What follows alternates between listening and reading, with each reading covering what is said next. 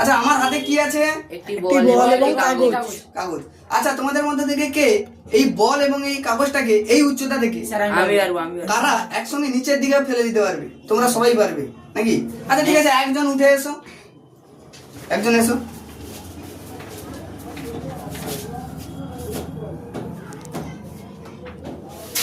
আচ্ছা তাহলে হলো না, আর হবেও না। আচ্ছা ঠিক আছে, আর কেউ কি পারবে? এসো।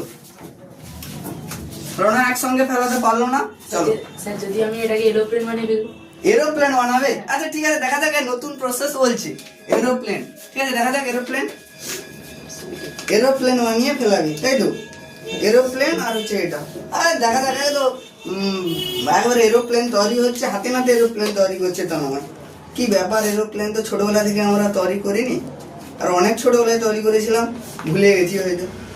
ওরে বাবা, এরোপ্লেন উড়বে? হ্যাঁ। আচ্ছা আচ্ছা, তাড়াতাড়ি এরোপ্লেনটা তৈরি করো, সবাই দেখছে তো। এরোপ্লেনটা তাড়াতাড়ি তৈরি করো, এরোপ্লেনটা দিয়ে ফোকাস রাখো।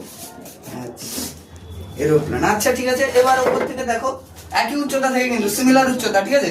আচ্ছা দেখো, দাঁড়াও। একসঙ্গে কিছুটা হয়েছে, কিন্তু কিছুটা গ্যাপ হয়ে গেছে, ঠিক আছে? তো দেখা যাক, এই প্রসেসও হবে না, কিছুটা হলো গ্যাপ হবে।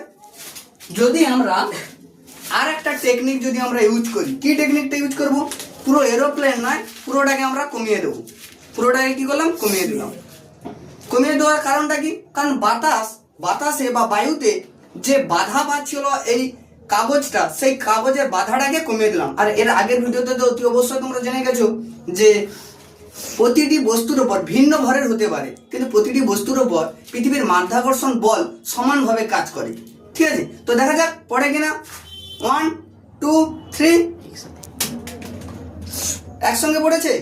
তাহলে এখান থেকে তোমরা শিখতে পারলে যে ভর ভিন্ন হলেও কি হয়েছে, পৃথিবীর মাধ্যাকর্ষণ সমান বল তারা অর্জন করতে পারে এবং একই সঙ্গে তারা পড়তে পারে, ঠিক আছে? তোমরা অতি অবশ্যই ট্রাই করবে এটা বাড়িতে, আর যদি হয়ে যায় অতি অবশ্যই কমেন্ট সেকশনে লিখবে যে হ্যাঁ হয়েছে।